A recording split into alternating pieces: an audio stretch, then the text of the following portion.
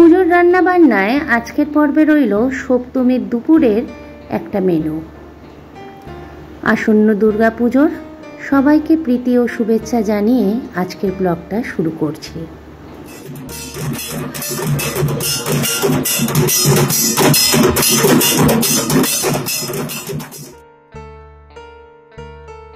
আমি ঋতুপর্ণা আর আমার একটা নতুন ব্লগে আপনাদের সবাইকে স্বাগত।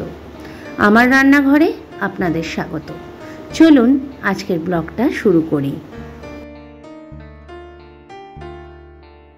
সপ্তমীর দুপুর বলা যেতে পারে পুজোর প্রথম দিন। ষষ্ঠী পর্যন্ত তো বেশিরভাগই অফিস কাচারি খোলা থাকে, সপ্তমী থেকে ছুটি। তাই একটা সুন্দর অথচ হালকা মেনু আজকের জন্য রইল। প্রথম হচ্ছে রাইসটা রান্না করে নিই। আমি নামকরণ করেছি গার্লিক ফ্রাইড রাইস। প্রথমে সাদা তেল কিছুটা দিয়ে গরম করে নিলাম। এবারে রসুন কুচিটা দিয়ে দিলাম।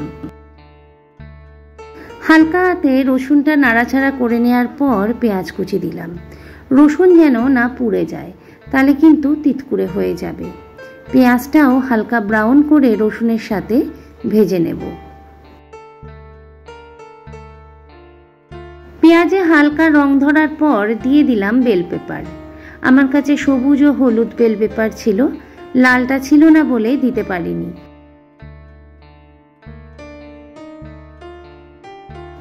এগুলো ভাজা ভাজা হয়ে আসলে দিয়ে দেব কাজু, কিশমিশ আর আমন্ড।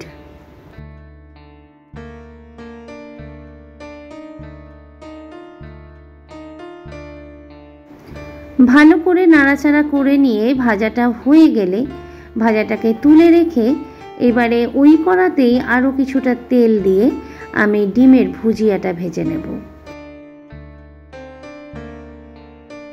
ডিমটা কিন্তু অপশনাল, আপনারা নাও দিতে পারেন।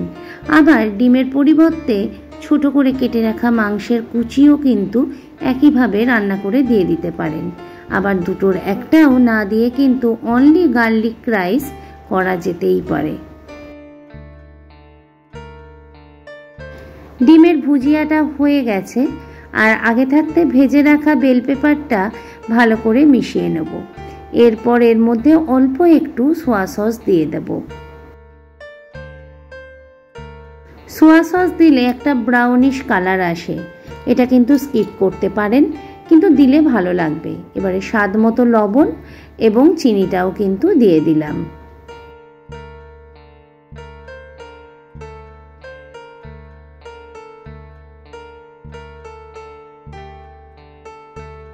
হালকা হাতে ভালো করে মিশিয়ে নিতে হবে এবং কিছুক্ষণ এইভাবে নাড়াচাড়া করে নেওয়ার পর আগে থাকতে করে রাখা বাসমতি রাইসটা এর মধ্যে দিয়ে দেব।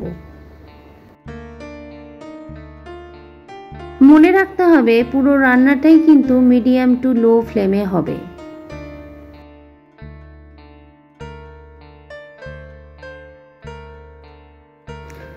ভাতের সাথে পুরো ভাজাটাকে ভালো করে মিশিয়ে নিতে হবে।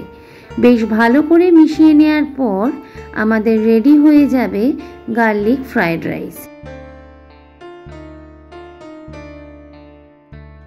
আসুন এবার দ্বিতীয় রান্নায় যাওয়া যাক। অনায়াসে এই রান্নাটা কিন্তু আপনারা চিকেনেও করতে পারেন,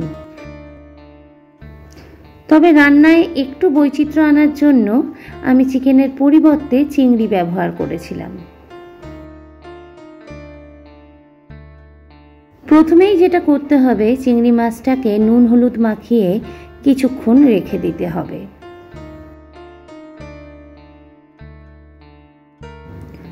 শুধু চিকেন বা চিংড়ি নয়, পনিরেও কিন্তু এই একইভাবে রান্নাটা করতে পারেন।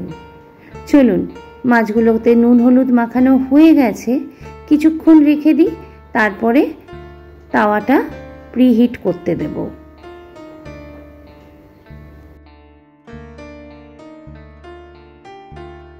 তাওয়াতে তেল গরম করে মাছগুলোকে ভাজতে দিয়ে দিলাম এবং গোল্ডেন ব্রাউন করে দু পিঠ ভালো করে ভেজে নেব। মাছগুলো ভাজা হয়ে গেছে, এবার কড়াইতে কিছুটা সাদা তেল গরম করে কুচিয়ে রাখা রসুনগুলো দিয়ে দেব।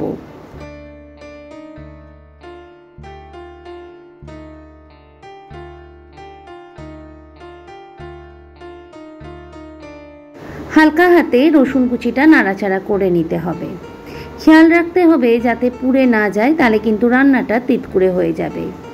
পেঁয়াজ কুচি দিয়ে দিলাম এবং হালকা ব্রাউন করে রসুন ও পেঁয়াজটা ভেজে নিতে হবে।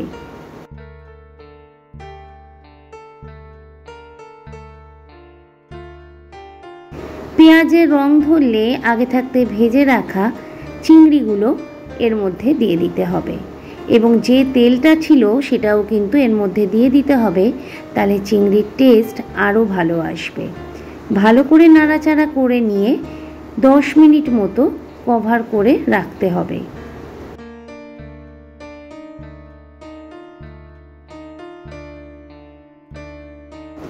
এরপর ঢাকা খুলে ভালোভাবে নাড়াচাড়া করে নিতে হবে। চিংড়ি এবং পেঁয়াজ দুটোই কিন্তু বেশ কিছুটা সফট হয়ে গেছে। এবার এর মধ্যে দেবো সোয়া সস ও টমেটো সস। অবশ্যই এটা পরিমাণ মতো দেবেন, বেশি হয়ে গেলে কিন্তু খেতে ভালো লাগবে না। অল্প করে সোয়া সস আর এরকম বাটির 1 বাটি টমেটো সস দিয়ে দিলাম। সোয়া সসটা কিন্তু আমি হাফ বাটি দিয়েছি। স্বাদ মতো লবণও কিন্তু এবারে অ্যাড করে দেব। খেয়াল রাখবেন ফ্রাইড রাইসেও কিন্তু লবণ আছে, তাই সেইভাবেই লবণটা ব্যবহার করবেন।